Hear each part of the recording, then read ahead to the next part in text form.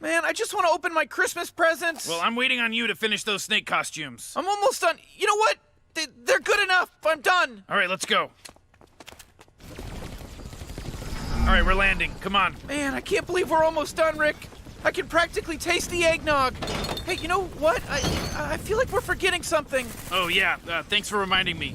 Morty, next time stay in the car. Man, I can't believe we're back. We're gonna be back, I mean. That's right. We're going to be back.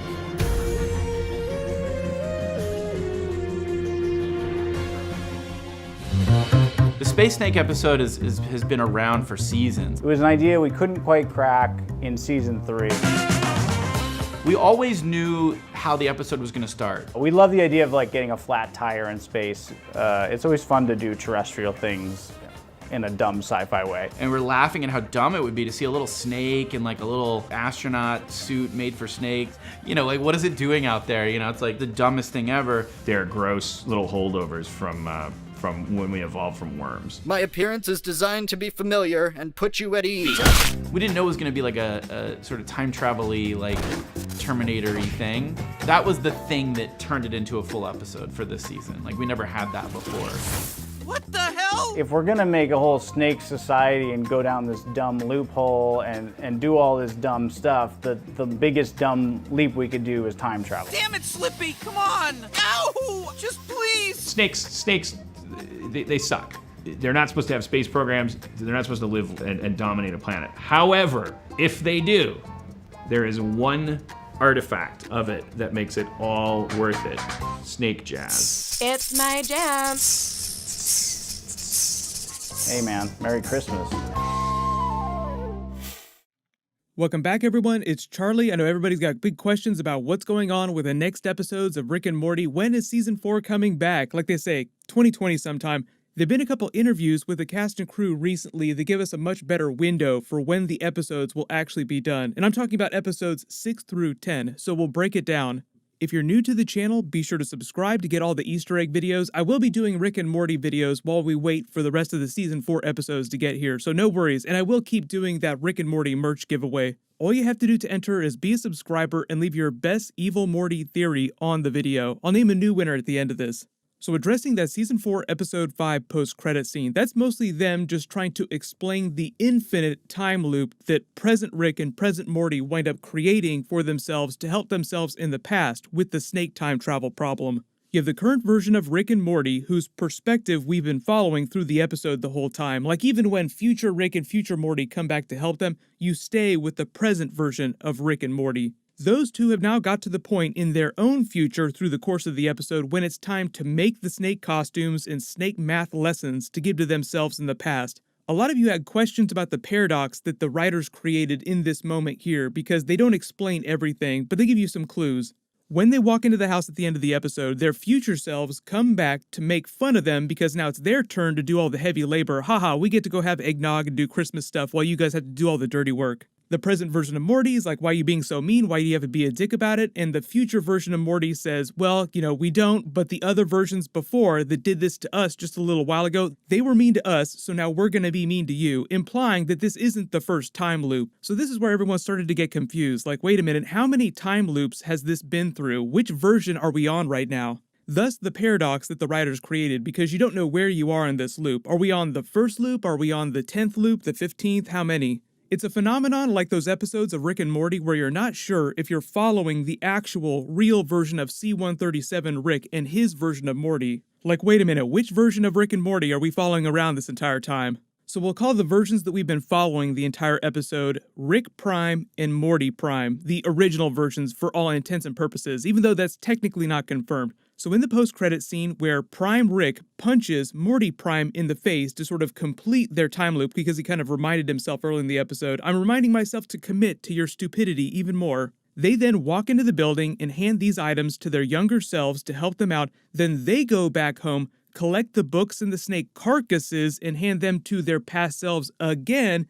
Then it becomes their turn to be dicks to their younger selves as they go then and have eggnog and do fun Christmas stuff while their other past selves have to do all the heavy lifting now. So let me know in the comments, the first time we see this scene, how many loops do you think that they've been through when they get to this moment? It's a perfect example of the paradox because you're like, wait a minute, when did the loop start? Who's the first version that did this? And the very reason why a long time ago, Dan Harmon said he never really intended on messing with time travel on Rick and Morty. That was the whole reason for them putting that box of time travel stuff in the garage in the pilot episode, just as a funny way of saying, we're going to put this on a shelf and never go there. We're going to pack it up and put it away. Because a lot of times it winds up not totally making sense, and unless you can find a funny way of pulling it off, it can totally hurt the story. In the case of this episode, though, I think the out that they gave themselves is when future Rick and future Morty start making fun of present Rick and present Morty here. They start talking about how much doing all this work sucks, they don't want to do it. It's the writers winking behind the camera saying figuring out how to do time travel in episodes, them figuring out scenes like this is a ton of work and kind of sucks, and they don't really want to do it. But as they say during the Inside the Episode promo, they committed to the Terminator parody, and that meant that they had to do time travel, and since they had to do it, why not do it in the most ridiculous way possible? Which is why throughout the episode, Rick is constantly calling out time travel tropes and breaking the fourth wall, saying that this time travel story sucks and he wants out of the episode.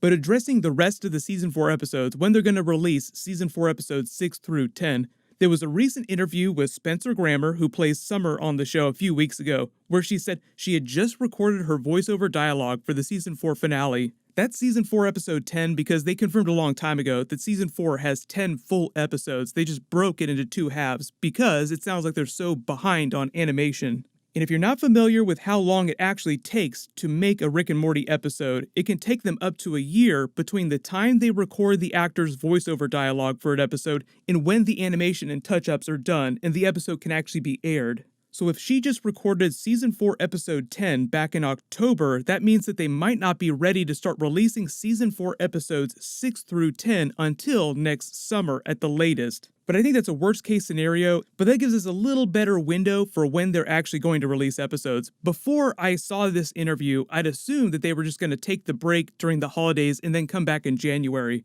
but they haven't said anything about it since then. If you wonder why it takes so long to animate episodes of Rick and Morty, why it takes a full year to finish all that stuff, there's a podcast Adult Swim has been doing with the episodes this year as a companion to the episodes with the animators, the people behind the scenes. One of the animators explained that the actual animation of Rick and Morty is so complex compared to shows like Family Guy or even The Simpsons or South Park that it takes way longer to animate the episodes than those other typical animated network shows.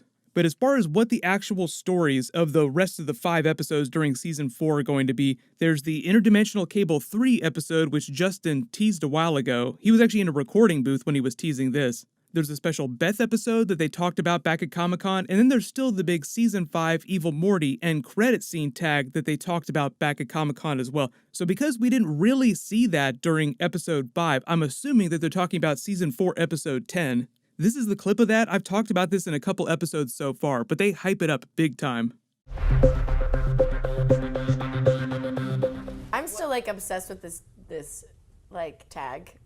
Oh, I can't. I literally cannot stop thinking about this tag that you guys don't know about. We have a tag in Season 4 that's gonna tee some shit up in Season 5, and I wanted to record it, and it's like not. I'm like it's. I can't say, but I don't get to record it. But like, it's maybe my most favorite speech. One of them. I like it's it too. so good. It's so good because then the response. It's so good. The finale of Season 4 is really good. Yeah.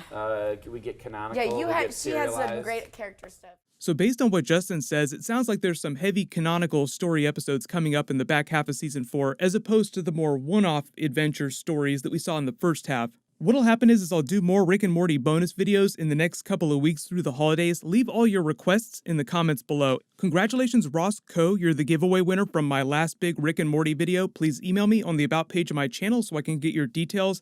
I'm allowed to post my non-spoilery Star Wars Rise of Skywalker review at midnight tonight as I'm posting this video. So as long as you have alerts enabled for that, you should see the video when I post it. But it'll be really, really late tonight. Everyone, click here for my full Rick and Morty Season 4 Episode 5 video, and click here for my brand new Mandalorian Episode 6 video. Thank you so much for watching. Happy holidays, everyone. I'll see you guys tonight.